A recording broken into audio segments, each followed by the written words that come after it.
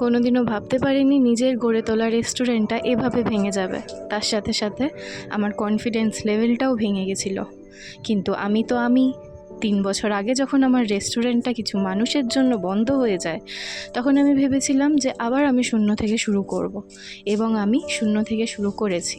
আমি cloud kitchen run করি এবং আমার ক্লাউড কিচেন খুব ভালো চলছে।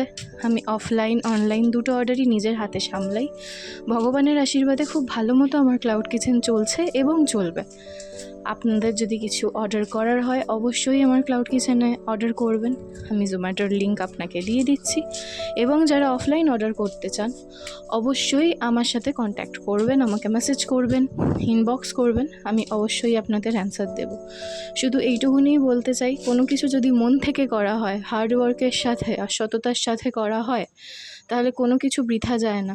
আমি শূন্য থেকে শুরু করতে পারলে আপনারাও পারবেন।